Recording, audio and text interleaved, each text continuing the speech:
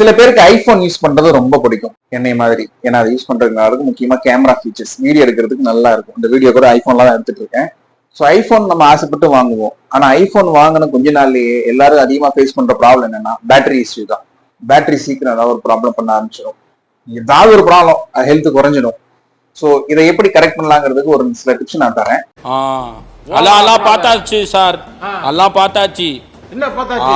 முதல் விஷயம் என்னன்னா, டெம்பரேச்சரை ஏறவும் விடக்கூடாது, இறங்கவும் விடக்கூடாது. அதாவது நைட்டு ஃபுல்லா சார்ஜ் போட்டுட்டு காலையில எடுக்கிறது, தலைவாணி கட்டில சார்ஜ் போட்டு விட்டுட்டு தூங்குறது, இந்த மாதிரி எல்லாம் பண்ணாதீங்க.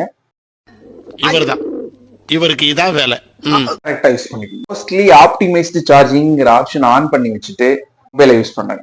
மொபைல ஃபுல்லா சார்ஜ் இறங்கவும் விடாதீங்க, ஃபுல்லா சார்ஜ் ஏறவும் விடாதீங்க. அதாவது 5% கீழே இறங்க விடாதீங்க. அதே மாதிரி 80%க்கு மேல ஏற விடாம பார்த்து மொபைலை கரெக்டா அதுக்குள்ளேயே யூஸ் பண்ணிட்டு இருந்தீங்கன்னா பேட்டரி நல்லா இருக்கும். ஒரு 20 to 80 இதுக்குள்ளேயே சார்ஜ் மெயின்டைன் பண்ணிட்டே இருங்க. பேட்டரி லைஃப் நல்லா வரும்.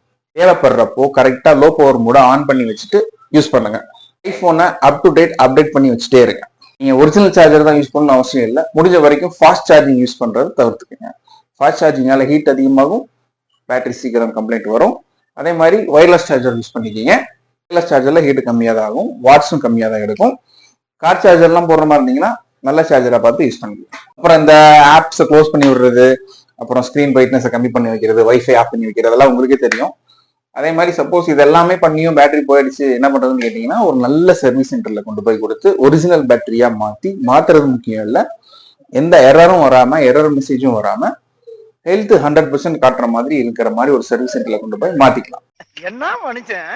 ஏன்னா ஐபோன் பேட்டரி மாத்துறது எப்படின்னு நானும் நிறைய வீடியோ போட்டிருக்கேன். அது கொஞ்சம் ரொம்ப டஃப்பான விஷயம். கரெக்டா செய்யணும். செய்யலைன்னா திரும்ப திரும்ப திரும்ப திரும்ப அந்த பேட்டரியில கம்ப்ளைண்ட் வந்துட்டே இருக்கும். ஸோ நல்ல சர்வீஸ் சென்டரா கொடுத்து கொண்டு போய் சர்வீஸ் பண்ணி சேஞ்ச் பண்ணிக்கிங்க. ஆட்சி அவளே இங்க மட்டும் தான் கிடைக்கும். போனா வர்றாது.